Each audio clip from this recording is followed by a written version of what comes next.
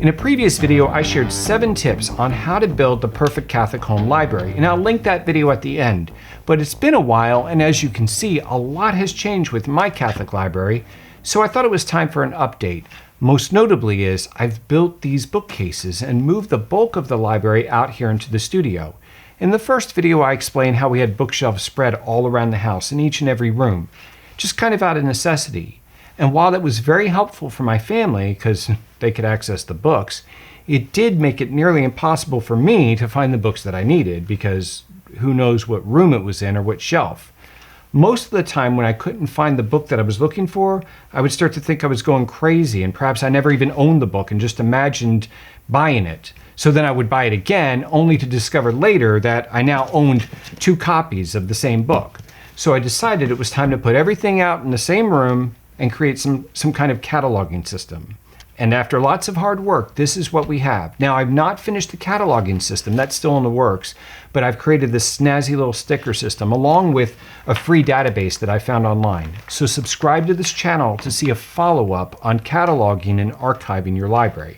Now, there are 3 bookcases. They are about 7 feet tall by 3 feet wide. And believe it or not, there is still not enough room for all of our books. So I'm going to build another 3 to sit on the opposite side of the room from these. Now, as you may know, the cost of wood right now is ridiculous. So I did not actually buy this wood. I did not steal it either. I have a close friend who works in a wood shop, and they make commercial displays, and they do not salvage any of their scrap. They just throw everything in the dumpster. So when I mentioned to him that I wanted to build some bookcases, he was able to pull the stock that I needed, and I'm so appreciative because I would have never been able to make these without him. Now the trim pieces and the backing boards, I did buy those. But just think, these bookcases, they started life as scrap that someone just threw away. Let me know in the comments if you would like to see a how-to video for the actual building of one of these bookcases. I've never made a woodworking video before, but if you're interested, it'd be a fun video to make. Now, before we get into each of the shelves, I want to share with you the title of this book. It's called Freed by His Love. It was written by a close friend of mine and a member of this Ladari ministry. Her name's Cheryl Miller. A few years ago, after praying and praying, Cheryl received a miraculous healing, and she wanted to tell the whole world about her story. So she wrote this book. It's an amazing story, and I'll leave a link to this book in the description below. Now, the organization of the books is temporary just because there was just not enough space. So things are kind of spread out in a weird configuration. When I build the additional cases, I'll move everything around again. But these are the sections that I have come up with for now. Starting over on the far right at the top, I have Apologetics. Moving down, I have Papal Encyclicals. Here, I have scripture resources such as commentaries and such. Now, you may notice I'm skipping some sections. I'll circle back, so stick with me.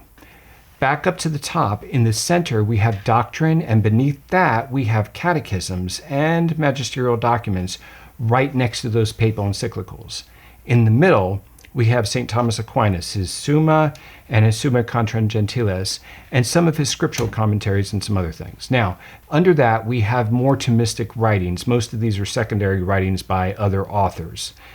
And then these 4 shelves represent philosophy. Here we have political philosophy. Here is philosophy of education and methodology. Here's classical philosophy, and here is ethics and moral theology. Now, these 2 shelves are history, general world history, and here is early church history. Down here, I have those texts that would be of interest to traditionally minded Catholics. Let's move up to the top left. This is a developing section. I'm trying to read more fiction. Just being interested in theology my whole life, I've completely ignored important works of fiction, and I'm trying to correct that now. I've been reading Charles Dickens, and right now I'm reading The Brothers Karamazov because I've heard Dr. Peter Kreeft recommend it multiple times. The next section is Dominican spirituality. Many of you may know that I'm a third order Dominican, and so here are many of the books that I use during formation and afterwards during our study sessions. Moving on, the next section is Christian spirituality in general, and beneath that is Mariology and titles related to apparitions and private revelations. Now, while organizing all of this, I came to realize that I had a lot of books by many of the same authors, so I decided to keep those books together regardless of topic to see if that would help me find things quicker. So here I have Dr. Hahn, and right next to him I have St. Augustine. Above him I have Benedict XVI. I was shocked that I had that many B16 books. I had no idea. Up here, the great Dr. Peter Kreeft. I have a video on those books, and I'll link that video below. Back over here, I have stuck Joseph Pieper and Garrigou-Lagrange together, and then all the way back down here, I have a small C.S. Lewis section next to Fulton Sheen, and between them, I have squeezed a few Chesterton books. Now, make sure you are subscribed to this channel because I will do future videos going into more details for each category. Which section are you most interested? Let me know in the comments below. In the meantime, check out the first video on how to build a Catholic home library by clicking here, and I'll see you over there. So in this video, I'm going to go over some steps, some helps, so that you can choose properly what books to buy for your Catholic library, because none of us have an endless amount of space. We have a small home here, and we've got books spread all over the place,